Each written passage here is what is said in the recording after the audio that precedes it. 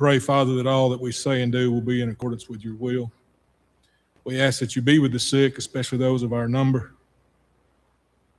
Be with those that are battling cancer, that we know of, friends and family. Be with those that are recovering from surgeries, those that are dealing with chronic illness. Pray, Father, that they could have more good days than bad. Be with those who are suffering from anxiety or depression or confusion.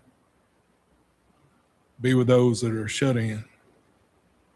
And Father, help us that we would be mindful of each of them and that we would do what we can to minister to them. Be with those who've lost loved ones and comfort them. Father, be with those that may have to travel in the bad weather that is going across the country, the dangerous weather. Pray that they would be able to get to and from their destination safely. We ask that we thank you for your word. We ask that you be with us as we study it, that we rightly divide it. We thank you for all that you do for us and all that you've given us. And we thank you especially for the spiritual blessings that are in Christ. And we thank you for your great love and that you allowed Christ to die on the cross to secure those blessings and to make forgiveness of sins possible and hope of heaven real. Continue to be with us, Father. All that we say and do will be well-pleasing to you. Help us to grow closer together and help us to grow closer to you. And this is our prayer in Jesus' name. Amen. Okay, so Colossians chapter 3. Last week I talked about the fact that the first two chapters, Paul spent most of his time explaining to the Colossians, reminding the Colossians why Jesus and no one else was their glory, their hope, that's who they should trust in. And then in chapter 3, he turns to start talking about, so we've got the first two chapters. So Jesus is our Savior. So Jesus was the firstborn. So Jesus is eternal. So Jesus is the body. He's God in the body. So now we get to the so what. And beginning in verse 1, it says, if you then be risen with Christ, seek those things which are above, where Christ sitteth on the right hand of God. Set your affection on things above, not on things of the earth. For ye are dead, and your life is hid with Christ in God. When Christ, who is our life, shall appear, then shall ye also appear with him in glory. Mortify therefore your members which are upon the earth: fornication, uncleanness, inordinate affection, evil concupiscence, and covetousness, which is idolatry. For which things' sake the wrath of God cometh on the children of disobedience, in the which ye also walked sometime when you lived in them. But now ye also put off all these: anger, wrath, malice, blasphemy, filthy communication out of your mouth. Lie not one to another, seeing that you have put off the old man with his deeds, and have put on the new man, which is renewed in knowledge after the image of him that created him. So, in the first 4 verses, which talks about we're risen with Christ. Verse 3 says, you're dead. And we talked about that last week. Well, now here we are in verse 5. Well, if I'm dead, first off, what's the word mortify mean? I guess y'all know that. To put to death. To put to death. The Greek word is nekroo. Like when we think about necro, it's death. Nekroo. It means to put to death or to remove the power from, make something not powerful. But we're to put to death those members. Well, now, wait a minute. We're dead. So why are we putting to death those members? Because as much as God would like and we would like for that old man that was put to death That's where Paul was explaining the idea of in baptism. It is. At that moment, that old man he's put to death, never to be thought of again. But what's in us, if we don't keep that old man dead, if you will, we resurrect him. And Paul's saying, put to death those members. And it's not necessarily the old man put to death. Mortify therefore your members which are upon the earth. Members is, melos is the Greek word, and it means a limb, a member of the human body. So put together or mortify those members, those limbs, those parts of your body which are upon the earth. Now, which parts of our body are upon the earth?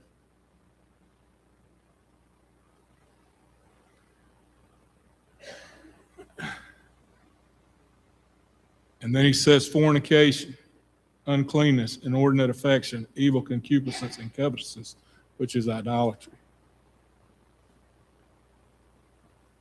A couple of other versions. I'm not recommending any of these versions, but some of them, as long as they don't say anything that is against what the original's saying, if you will, or what the author's trying to get through to us, sometimes they give us a better idea of what is being said. It's just easier.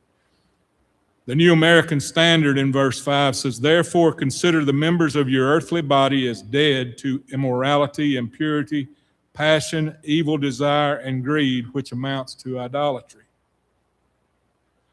The Contemporary English Version, don't be controlled by your body. Kill every desire for the wrong kind of sex. Don't be immoral or indecent or have evil thoughts. Don't be greedy, which is the same as worshiping idols. The New Century Version says, so put all evil things out of your life, sexual sinning, doing evil, letting evil thoughts control you, wanting things that are evil, and greed. This is really serving a false god. And the New King James, which I do recommend, I'm not saying you shouldn't be studying the New King James, but the other two, not necessarily. Therefore, put to death your members which are on the earth, fornication, uncleanness, passion, evil desire, and covetousness, which is idolatry. So the idea is those members or those things, those desires that we have, put them to death. Don't let them have control over you in that. And I will say, if you look at the Greek words in that list there, fornication, uncleanness, inordinate affection, evil concupiscence, and covetousness, which is idolatry, every one of the words except for covetousness is related to sexual sin or closely related to sexual sin. Doesn't mean that that's the only thing exclusively, but there's a lot, all those words, the Greek words mean that. Inordinate affections, the Greek word pathos, it can be good or bad affections. The Greeks would use the word pathos, and it could be good or bad. Pathos, by the way, what do y'all think of when you think about pathos? Pathology, which is study of diseases, so something's bad. Thayer says in the New Testament, anytime you see the word pathos, that is bad desire. Is what Thayer says. And obviously the context here does let us know that it's evil desire. So a question, why do you think that he's warning so strongly about sexual sin? Yes, sir.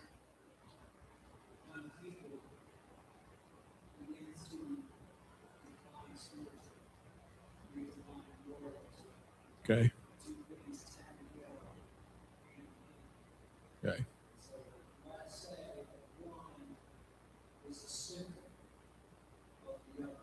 Okay. Okay. Mark was saying that when we decline spiritually, we decline morally, and that one is a symptom of the other. And obviously a decline in morality leads to sexual sin oftentimes, right? The point I want to make is he warns us about it evidently because it's a problem,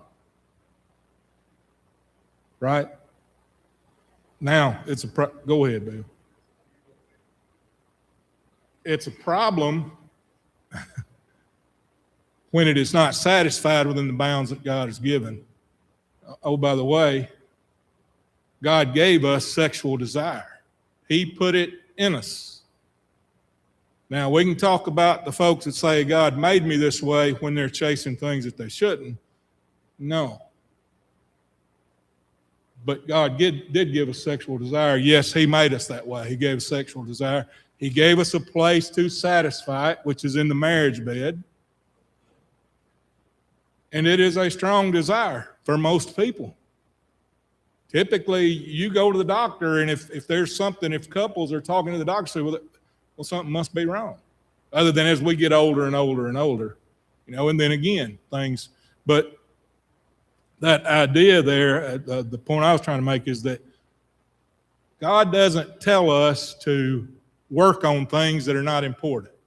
He doesn't have any unimportant words in the Bible. Now go ahead, Bill.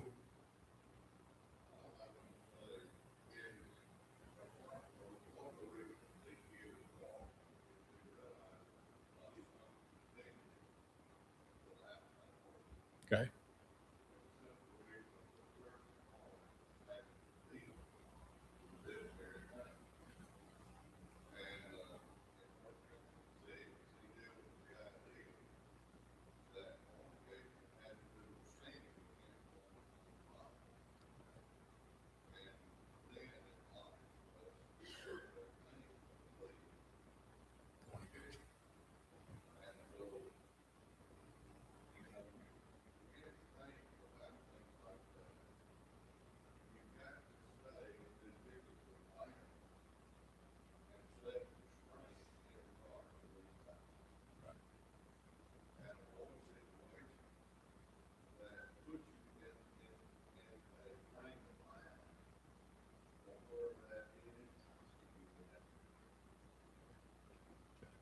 Well, Bill was saying that the reason that one of the reasons that Paul is probably talking to them about this is that problem is not just in the outside world. That problem's in the church. And if y'all have ever heard Lonnie Jones talk about anything for very long, he gets around to the part that we would all be shocked because of the number that he encounters members of the church and the counseling business that are addicted to pornography, of the kind of things that happen. We don't like to think that about our brothers and sisters. We don't like to think that as being a problem. But Bill was saying that Paul's letting them know, no, and it's a problem. And just because you've been baptized, just because you've obeyed the gospel, doesn't mean it's not going to be a problem. And so he tells them to mortify that. And the church at Corinth, Bill mentioned, had a problem with it, and obviously they did. As a matter of fact, if y'all remember Brother Williams, way back when, Tom Williams, he was a Navy man, a career Navy man, and he spent a lot of time over there around Greece and in those islands and stuff. And he said you could still go to the ruins and you would see statues, pornographic statues that were part of the temples where they worshiped. So that was part of the pagan worship.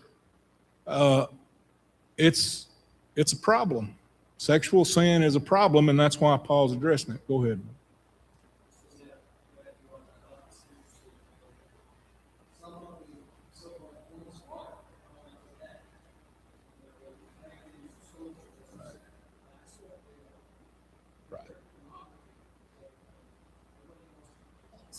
Right.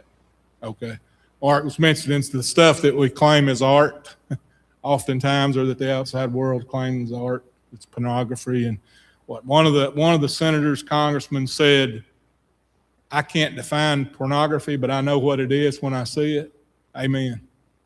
I know what it is when I see it. I may not be able to give you a definition that would satisfy every person, but I'll tell you what else, all the rest of us know it too. You know it when you see it. But there's an issue with this. So mortifying those members, those evil desires, kill it off if you can. And of course, he talks about covetousness. And what is covetousness? Okay. Wanting what somebody else has, greed, wanting what you shouldn't have. Covetousness, which is idolatry. Now, wait a minute. Idolatry is worshiping idols, right?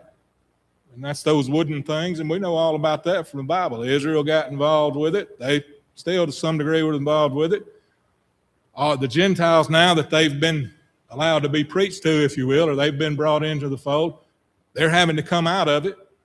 That's what idolatry is, right?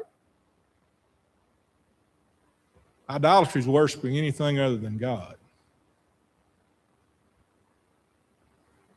Covetousness, that's where that means whatever that thing is, you're chasing after it. In effect, you're worshiping it. You're spending your time on it. And what did Jesus say about it? No, man, you can't serve two masters. You're going to love one and hate the other. That's the idea. You've made that your idol. You're serving it. Covetousness. And obviously, sexual sin could be involved in covetousness when we're Ten Commandments, don't covet another man's wife, right? So he says to put those things away, to mortify those members. And I mentioned about the church, and that we would be shocked to know how many people are addicted to pornography. But when we think about, they're not addicted to pornography, but struggle with sin. We talked about it Friday night, Bible study. We were talking about not reviling, but blessing. When somebody, where they chew you out, hit you in the head, whatever it is. Now, I'm not talking about you can't defend yourself. I mean, if you're y'all know what I mean. But we're not supposed to come back tit for tat. We're supposed to come back with a blessing,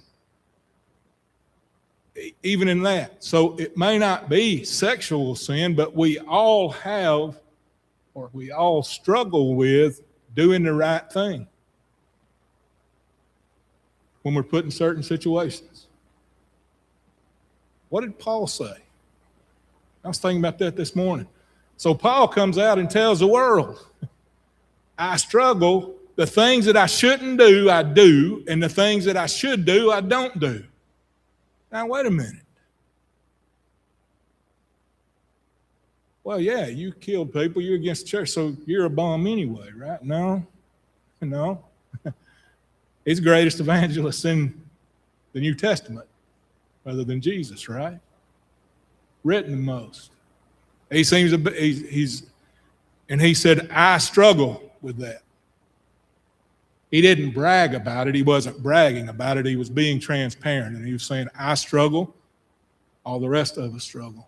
My point being that we don't need to hide it. We don't need to be proud of it, which that's part of what, when Bill mentioned Corinth, that was one of their problems, wasn't it? They were bragging about it, and they were bragging about it because they had a misunderstanding of grace and what God had forgiven or whatever. They're like, y'all are celebrating this.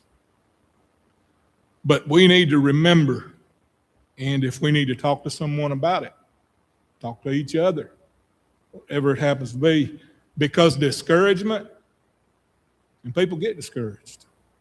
People get discouraged over their own performance in things. Or you've talked to people that'll say, I'll never be good enough. Some people, yes, they're making an excuse. They're trying to get you to go away, and you can tell that.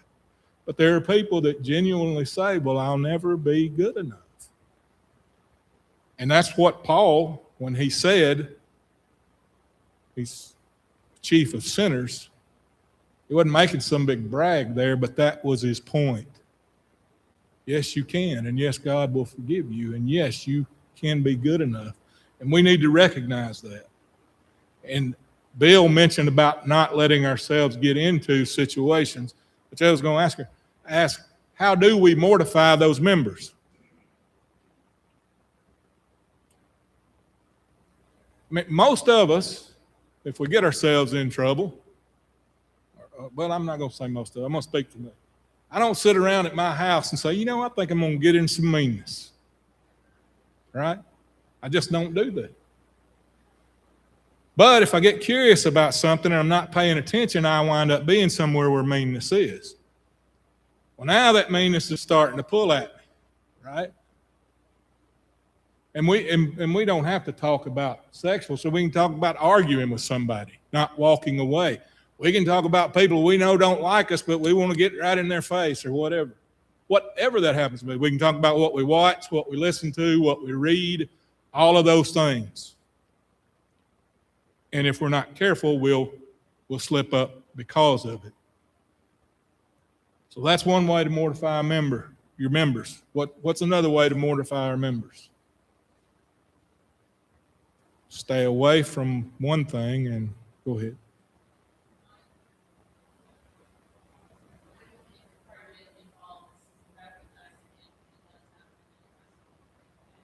Okay. Dawn said to recognize it when it does happen and to address it right away. Yeah, so whatever that, hey, I'm about to blow a gasket, right? I'm about to get mad at somebody. We're talking about it Friday night. That old count to 10 or look at the ground or whatever. That works. Recognize it, address it. Hey, I don't need to do this. Don't fly off. But said stay out of situations. So there's places we need to stay away from, right? There's things we need to stay away from. There's attitudes, however you want to put it. What about the things we're supposed to go toward? Go ahead, man. Okay.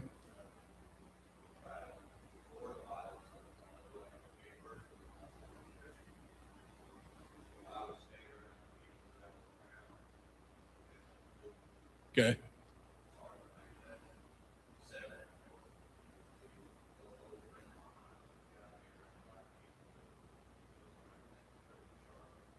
Okay. So Matt said that another way to mortify our members is to be with the right people. Stay away from those people that would lead you astray and connect those people that will lead you in the right way. Go ahead, bud.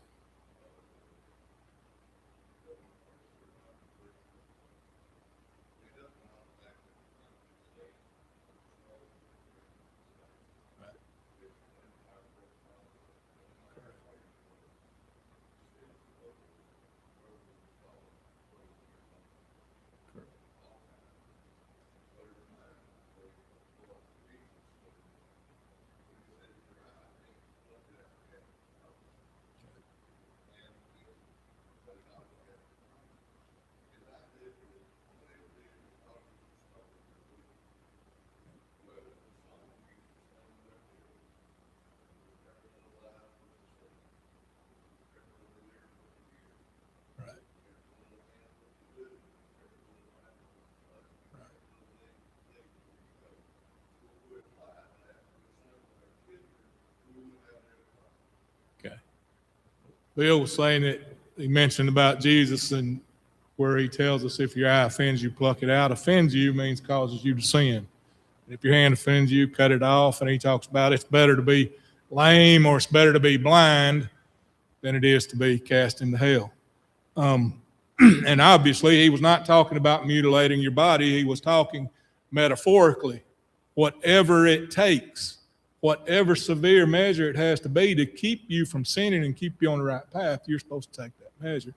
And then Bill talked about, I got too many preachers and teachers in here. He's got his hand. And then, give me just a second. And then Bill was talking about the song, the children's song. Be careful, little eyes, what you see. Be careful, little mouth, what you say. Went through all those. And he said, one way to mortify our members is for grown-ups to apply that song. Pretty good advice, I think. Apply that song. So that's another going away. I'm staying away. I'm going where I'm supposed to do. I'm careful about it. I've surrounded myself with the right kind of friends. Go ahead. Okay. Right.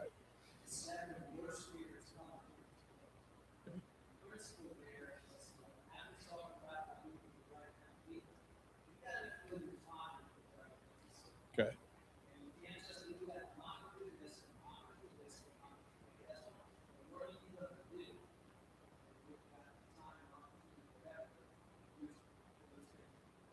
Okay. Well, Mark was saying that Jesus tells a parable about the evil spirits leaving, and then the person doesn't get filled back up, and the evil spirits come back with more.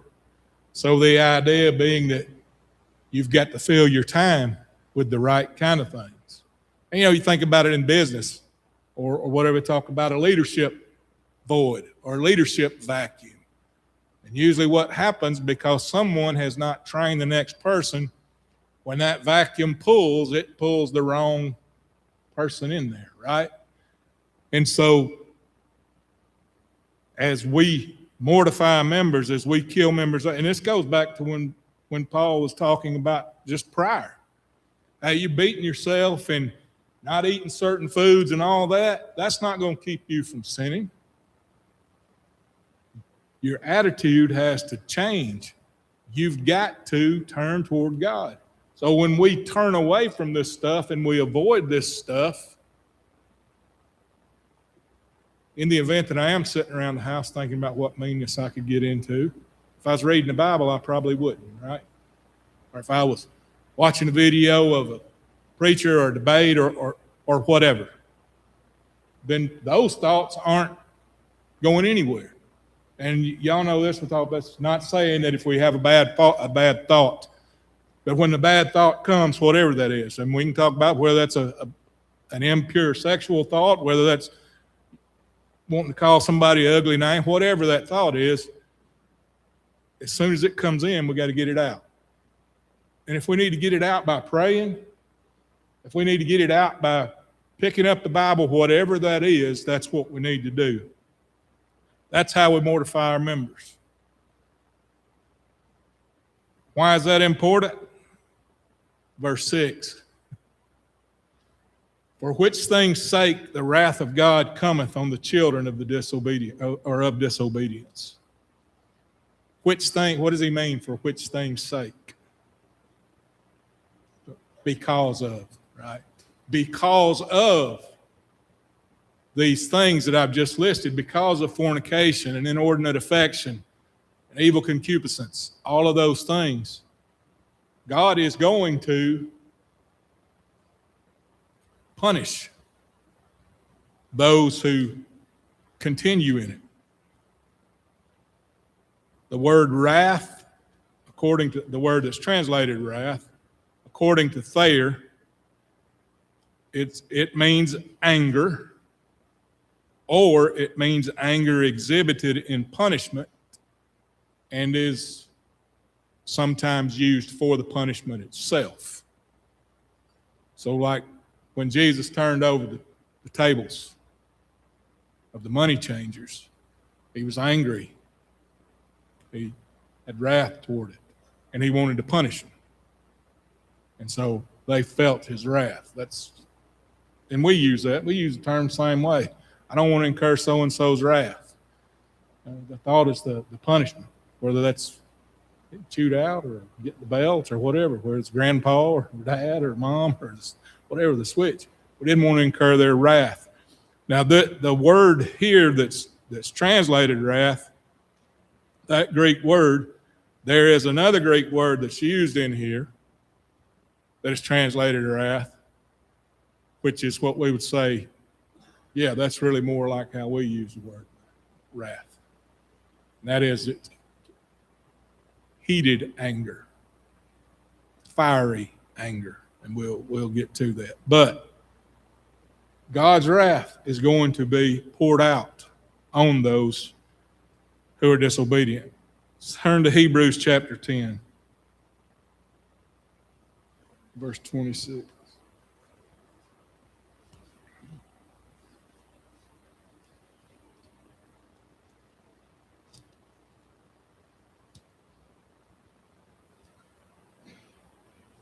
Verse 26 says, "For if we sin willfully after that we have received the knowledge of the truth, there remaineth no more sacrifice for sins, but a certain fearful looking for of judgment and fiery indignation, which shall devour the adversaries. He that despised Moses' law died without mercy under 2 or 3 witnesses. Of how much sorer punishment, suppose ye, shall he be thought worthy, who hath trodden under foot the Son of God, and hath counted the blood of the covenant wherewith he was sanctified an unholy thing, and hath done despite unto the Spirit of grace? For we know him that hath said, Vengeance belongeth unto me, I will recompense, saith the Lord. And again, the Lord shall judge his people. It is a fearful thing to fall into the hands of the living God. But call to remembrance the former days in which after you were illuminated, you endured a great fight of affliction." There is going to be a judgment. Hell is real. Bill talked about that last Sunday. Hell is real. And if we are not following God, if we are not faithful, that is where we will be eternally. And now, well, I won't even go into I won't get on my soapbox about the preaching love all the time or whatever. But there has to be, fear is a motivator, and fear is a proper motivator. Now, I do think it's harder for a person. I think, and y'all listen carefully. I do think it's harder to walk the walk if you fear going to hell more than you desire going to heaven. I do believe that. I didn't say you can't, but it's harder to walk the walk. For one thing, the sins of omission are still there. I'm not doing those things that you told me not to do because I'm afraid I'll go to hell. But because I don't love you enough to do the things that you asked me to do, the service, I don't do it. So it's harder to walk that walk. But fear is a proper motivator, and we should fear. And I've also heard people say, well, this word fear here is not talking about dread. And to some degree, that's true. It is about respect for God. But I promise you, if you are not with God, you need to be dreading. It needs to be that kind of fear because it's not going to go away. He's not going to change his mind. We're going to be judged. I think the Hebrew writer, the way he puts it, hey, this is all you got to look forward to. You continue to willfully sin, and he's talking to believers. He's talking to those that have obeyed. If you continue to willfully sin, there's nothing for you to look forward to except for the judgment. And then he goes on to say, and you want to know how bad the judgment's going to be? You think that they were stoned to death because they spoke bad about Moses or broke one of his laws? How do you think it's going to be for the one that ignored the Son of God? Did despite unto the Spirit. We need to make sure that we give those things, covetousness, all those things, their proper due, their proper respect, that we don't take them lightly. Because for that reason, if we're involved in those things, we're going to be judged. Verse 7, in the which ye also walked sometime when you lived in them. So the reminder there that you were doing this, and you were told that it was wrong, and you chose to not do it anymore, right? That was your lifestyle. You made a choice. He's reminding them you made a choice. And we talked about baptism, and I talk about it a lot. I shouldn't say we. I talk about it a lot. Maybe too much. But the reminder is there that, hey, this wasn't a right like we think, RITE, like we think about the Catholic Church. Hey, you go off and do this, and now you don't have to worry. You got that checklist, and that's what you've done. Paul is reminding them, you were doing these things, and when you obeyed the gospel, you made a covenant with God that you wouldn't do these things anymore, so now you've got to kill these things. But now, so you lived in them, but now, the good part, you also put off all these: anger, wrath, malice, blasphemy, filthy communication out of your mouth. Lie not to one another, seeing that you have put off the old man with his deeds. So, again in verse 5, primarily talking about sexual sin, other than covetousness. So why do you think he comes down here in verse 8 and says, and oh, by the way, these two? Because there's a problem with those two.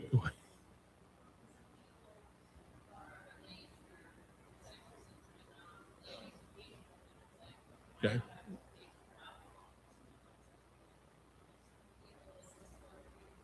Okay. Don said that some people may not have be tempted to commit sexual sin, but they have a problem with these. And yeah, that's the idea. Well, say, hey, all of them are listening. Say, I got it. Don't do any sex stuff, and I'm good. Don't sin sexually, and I'm good. And sometimes when we talk about, and sometimes that's why preachers get dirty looks, is when they talk about murder and adultery and robbery and those kind of things, we're sitting there saying, not me, not me, not me, not me. But now when they talk about what's your temper, don't be angry with your brother without cause. Don't gossip. Show kindness. Wait a minute, he's talking about me now. And so Paul is mentioning these that we sometimes, and I'll also say that these sins, the mouth is used a lot for these sins. Not saying that they're not exclusively, but again, these sins, the mouth is used a lot. Put off all these anger. Anger is the same thing that I said before. It's anger. We know what anger is. But wrath, here he uses wrath, and that is hot anger. Let me say something about anger. So when you get upset with somebody,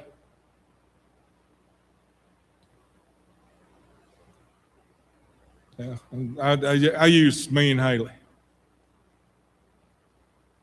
Now, I've never done anything to upset her, but goodness gracious, what I have to put up with as far as her upsetting me. No, but we get to talking, and you made me mad. Nope, I didn't make you mad. You chose to get mad. You made me angry. You chose. Because if that's not the case, how could Paul tell us to put it away? If I can't do anything about it, if it's not my choice, right? And a lot of times I'm afraid a lot of us, oh, you made me mad. No, you chose to get mad. And this goes back to what we were talking about Friday night. Blessing versus repayment or versus cursing. Somebody reviles against you, somebody talks ugly to you or about you, you're supposed to return with a blessing. And so we almost made it through 3 verses. We'll stop there and we'll pick up next week. Thank you for your help this morning.